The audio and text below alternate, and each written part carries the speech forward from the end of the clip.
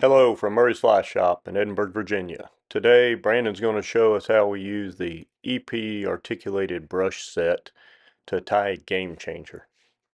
This brush set comes with 6 individual brushes ranging from a 1/2 inch up to 1 3/4 of an inch. To start with, for the tail of the fly, the next generation shank has a triangle end on it. We're going to cut that off so we have a small end to begin with our tail. We're using the polar color in this EP articulated brush set.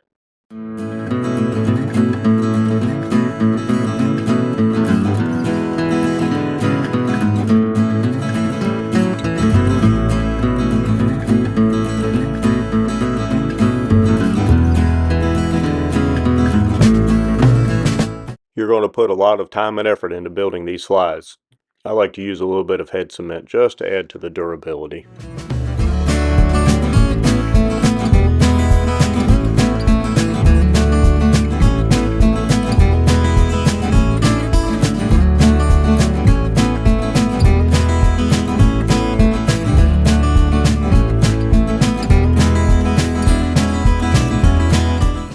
Select a good piece of marabou and tie it in on the shank. Let it extend past the end of the shank by about 1 inch or 1.5 inches.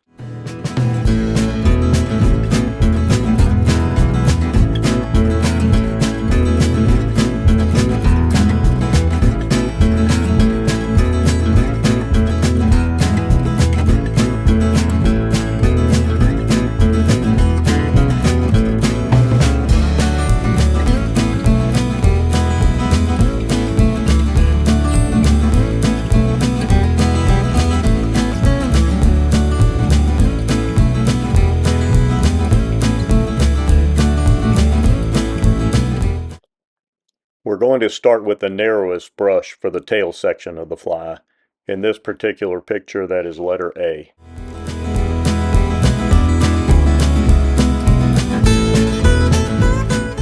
Trim off the bare wire at the end of the brush that was left over from the manufacturing process.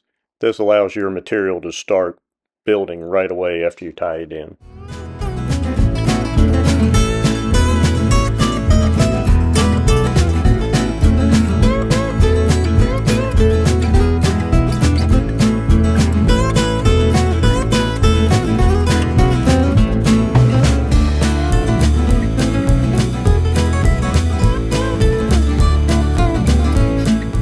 As you wrap each brush onto the shank, take time to pull the fibers back out of the way of each successive wrap.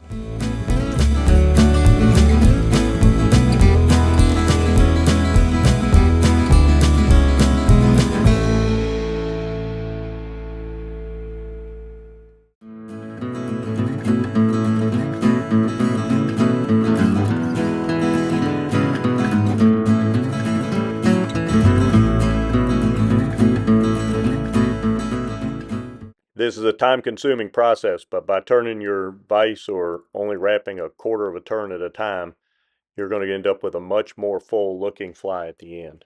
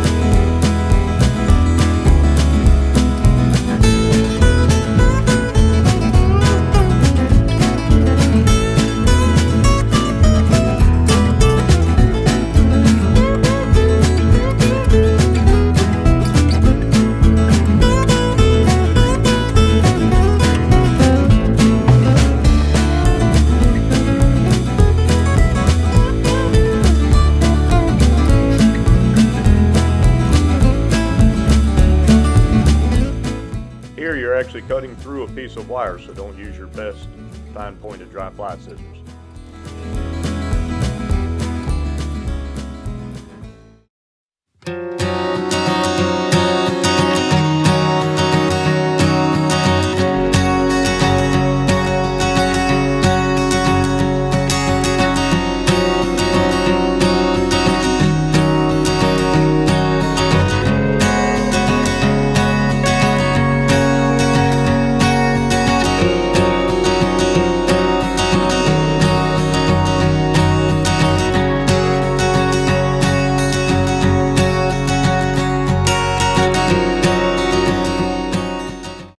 Throw a wet finish or two on the head of the fly and a little bit of head cement. You're done with the tail section and ready to move on to your next articulated section.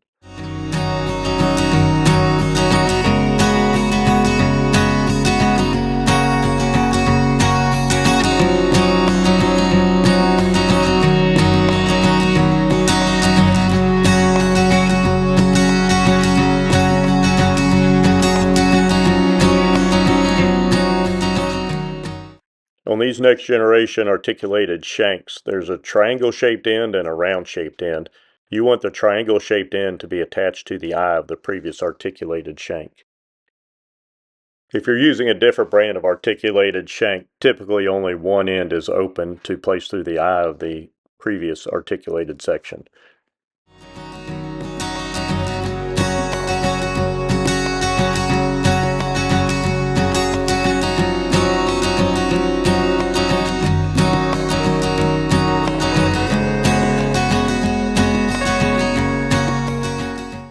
One tip when using these next generation articulated shanks, wrap your thread up onto the triangular part.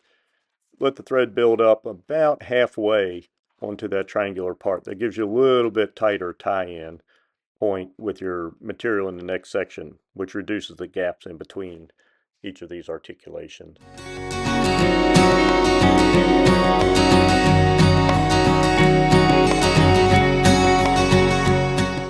Now we're going to step up on the second segment with the second smallest brush. This is 3/4 of an inch in width.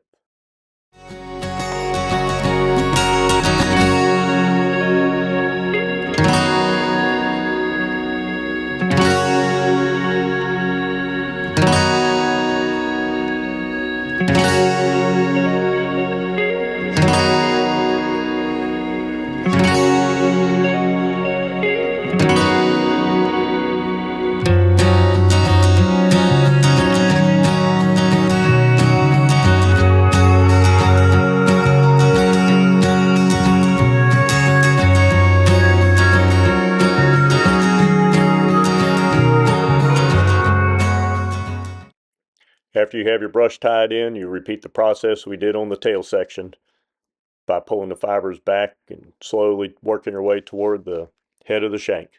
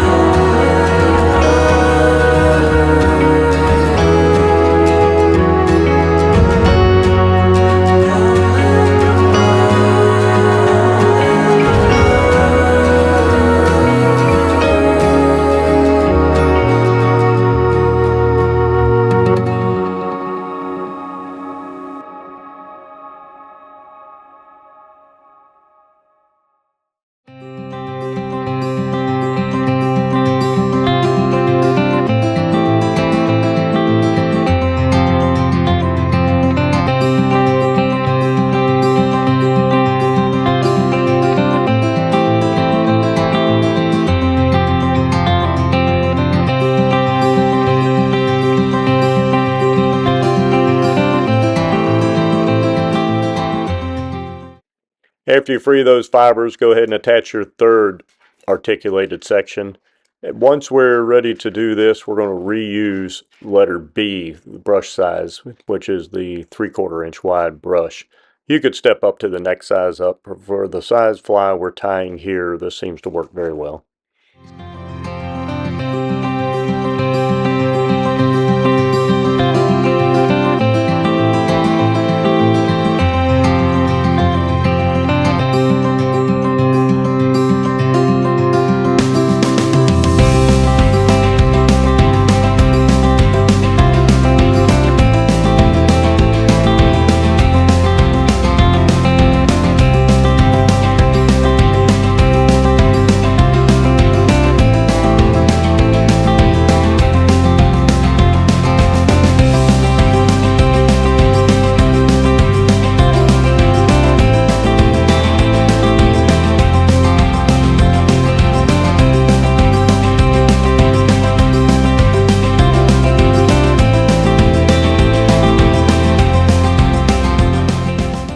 For our fourth segment, we're going to letter C, which is the 1-inch wide brush in the set.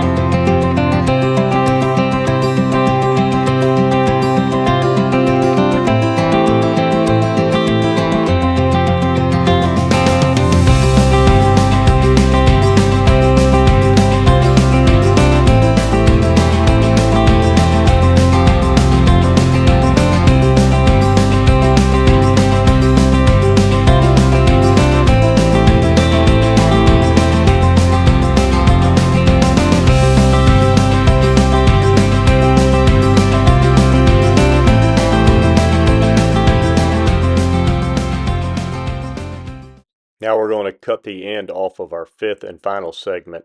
You don't need that loop at the end that you've been using to attach previous shanks to each other with. That just builds bulk up at the head of your fly that's not really desirable.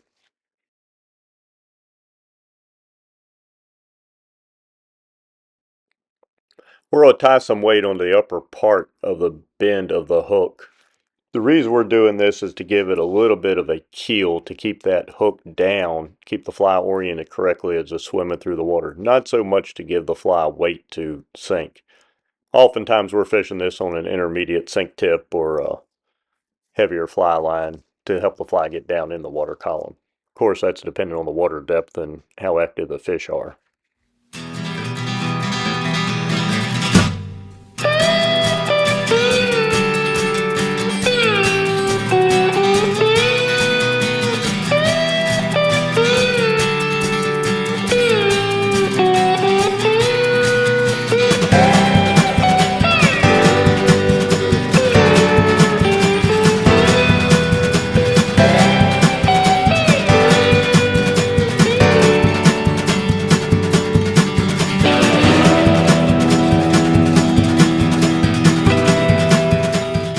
Tie your articulated shank on top of the hook itself, then secure it down with several thread wraps and glue.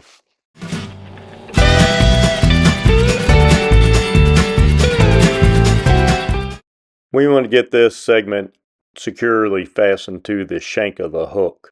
Although we don't have a hook in the tail section, we would sure not like to lose the tail section when a fish grabs the tail of the fly instead of the hook.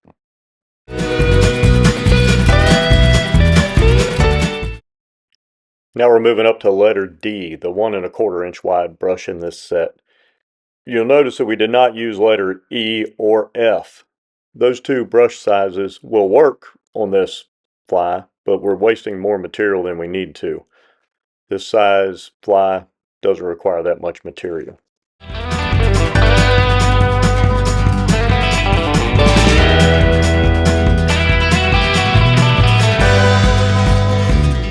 As you see here, we like to put the fly in the vise backward now and trim from the tail to the head of the fly.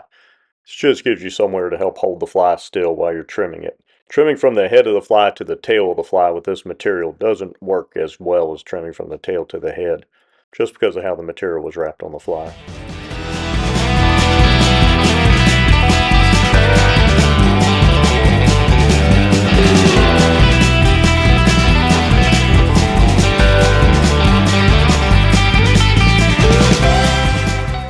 Now we're going to draw an outline on the side of our fly as a reference point for where we want to color our fly.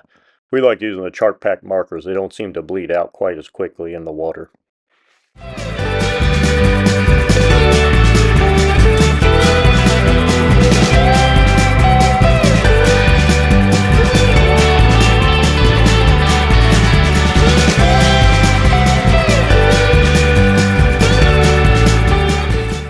After you have your outline like you want it, come back and work your marker down into the material to produce a darker result if that's what you like.